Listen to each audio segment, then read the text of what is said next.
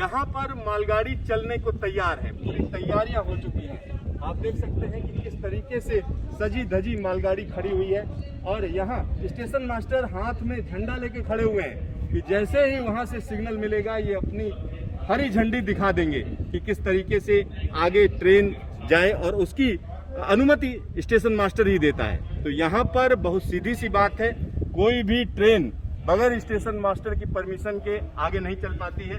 और यहाँ पर जो स्टेशन मास्टर है, आइए उनसे बस सिंपल सा पूछते हैं कि क्या प्रोसेस है। क्या नाम है भाई साहब आपका, जोर से बोलिएगा। मेरा नाम अमन पाठक। अमन पाठक जी, यहाँ पर क्या प्रोसेस है, किस तरीके से आप भी झंडी दिखाएंगे, उधर भी दिखाएंगे? ये ऑल राइट सिग्नल एक्सचेंज होता है जो लोको पायलट और गार्ड दोनों के साथ होता है। एक साइड से स्टेशन मास्टर और उधर एमटीएस सिग्नल एक्सचेंज करता है गार्ड और लोको पायलट के साथ। अच्छा, तो मतलब आपके सिग्नल, आपकी झंडी के बगैर ट्रेन नहीं जा सकती। हाँ, तो अमन पाठक जी हैं यहाँ पर। अमन पाठक जी बता रहे हैं कि किस तरीके की क्या प्रोसेस है। और ये प्रोसेस हम कह सकते हैं कि रेलवे से यानी बखूबी मिलता है। जिस तरीके से रेलवे के नियम है उसी तरीके से डेडिकेटेड फ्रेट कॉरिडोर के नियम है। और यहाँ पर आप स्टेशन देख सकते हैं, न्यू खुर्जा जंक्शन को पूरी तरीके से सजाया गया है, दुल्हन की तरह सजाया गया है यहाँ पर। और देखिए किस तरीके से कोई नया काम होता है तो उसमें उत्साह होता है। यहाँ कर्मचारियों के चेहरे देखिए किस तरीके से उत्साह है सबके चेहरों पर, क्योंकि एक नया काम शुरू हो रहा है। एक लंबे समय से प्रतीक्षा की जा रही थी और आज की बात करें तो इसको ऐतिहासिक क्षण बोल सकते हैं। क्योंकि अगर हम भारतीय रेलवे की बात करें तो भारतीय रेलवे के लिए भी गेम चेंजर है।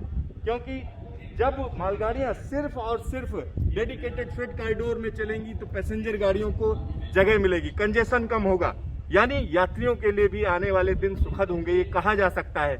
दूसरी तरफ अगर हम देखें तो मालगाड़ियों के लिए जब डेडिकेटेड फ्रेट कॉरिडोर मिलेगा तो टाइम टेबल गाड़ियां चलेंगी, यानी माल को इधर से उधर ले जाने में दिक्कत नहीं आएगी। अभी की अगर हम बात करें तो 25 किलोमीटर 24 किलोमीटर प्रति घंटे की रफ्तार मालगाड़ियों की अमूमन रहती है भारतीय रेलवे के ट्रैक पर।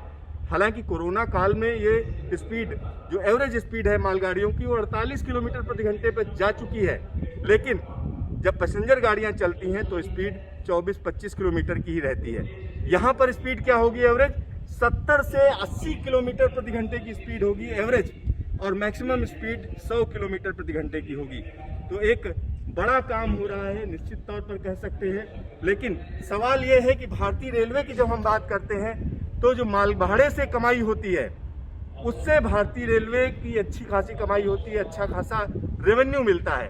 जब ये रेवेन्यू इस पर चला जाएगा, डेडिकेटेड फ्रेट कॉरिडोर पे चला जाएगा, तो भारतीय रेलवे उसकी भरपाई कैसे करेगी, ये सोचने की बात होगी। क्योंकि भारतीय रेलवे को अभी इसके लिए तैयारी करनी पड़ेगी। क्योंकि डेडिकेटेड फ्रेट कॉरिडोर पर जब मालगाड़ियां चलने लगेंगी तो उससे जो कमाई हो रही है वो भारतीय रेलवे को हम कह सकते हैं कि उस तरीके से नहीं मिल पाएगी जिस तरीके से अभी मिल रही है।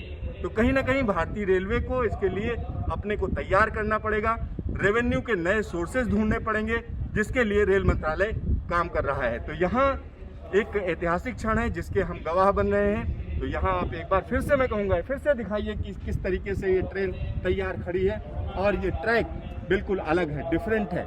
डिफरेंट इसलिए है क्योंकि अगर हम भारतीय रेलवे की बात करें तो वो पुराना ट्रैक हो चुका है।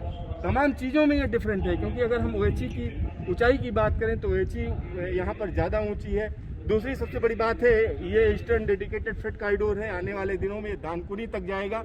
अभी की बात करें तो 351 किलोमीटर लंबा रूट है, जिसके लिए ये पहल ओपन हो रहा है, यानी कमर्शियल रन के लिए पहली गाड़ी यहाँ पर चलाई जा रही है न्यू खुर्जा जंक्शन से सिद्धार्थ न्यूज स्टेशन के लिए।